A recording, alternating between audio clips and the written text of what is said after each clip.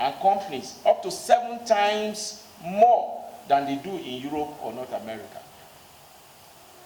The result is that Africa has at least 40% of world solar potential, but only 1% of all solar panels.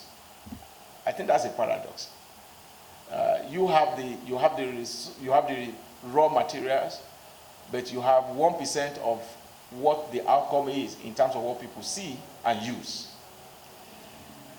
So the question then is, how do we care for vulnerable communities, which includes providing vocational training and financial incentives for youth and local businesses? How do we ensure that the women who before now dry fish with their flared gas, because many of us don't know that it is part of the things that we need to engage on. Because when the gas is no longer being flared, what happens? It means that those women who used to sit around and put their fish there, go to sleep with the hope that the flare is going to help them to dry the fish, definitely is going to also affect their businesses. Have we ever thought about that? How much of that engagement? People may think it doesn't matter. After all, we are talking of something that is cleaner, that is healthier, so they should be happy. But the question is, how does that woman know very well that what she is doing is not healthy and that he has a better alternative? So are we looking at all those issues that will come? Because if you don't, maybe someday you see people gathering in their thousands to say, look, you have eroded our businesses, we no longer have the income, then you need to start paying royalties or paying compensations. And that may also begin to affect our investment opportunities. How do we ensure that Nigeria can use its crude to diversify into cleaner energy without carrying the burden of overloaded debt burden, which those agitating for us to fast track our energy transitions are no longer also supporting? These are questions that we need to begin to look at. We all know that Nigeria plans to use this gas, like I said before, for the transition that we're all looking into. But to get to net zero emissions, experts have said or predicted that we need about $1.9 trillion US to reach this goal, or to meet this goal, or to achieve the goal.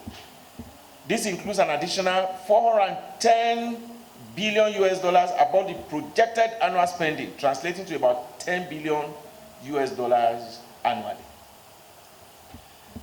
With this type of heavy capital layout and the funding of fossil fuel projects, inability to optimally meet our production quota for various reasons, sliding naira against the dollar, sabotaging of oil installations, high debt profile.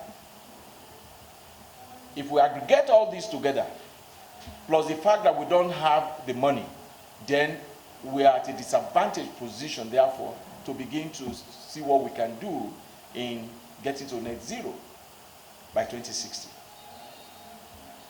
And the reason this is important is that we've had several projects in time past.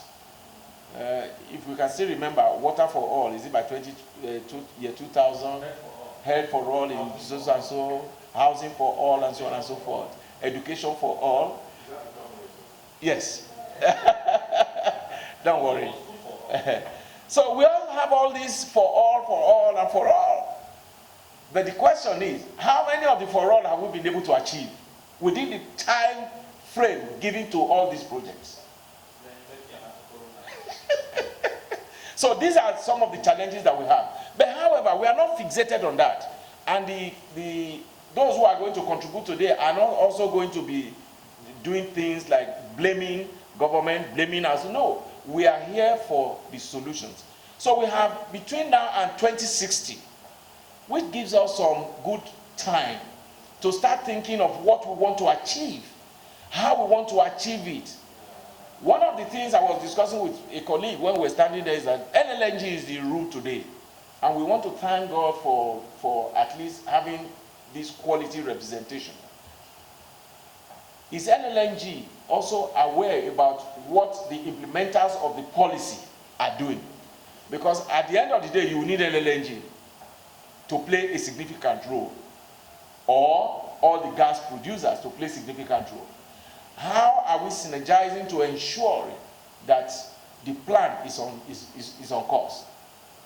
Also very important is that we're in 2024, and our decade of gas plan and actions will just be about 6 years away, starting from 2021, if I'm not mistaken. But how much of our intended aspirations have we met as at this particular time? It is not about blaming anybody, it's about saying that where are we? So that people can open up to us, talk to us, so that we can also, give them our own feedback. Because we are going to be talking to civil society organizations. We are also going to be talking to communities. How we can ensure that we support the policy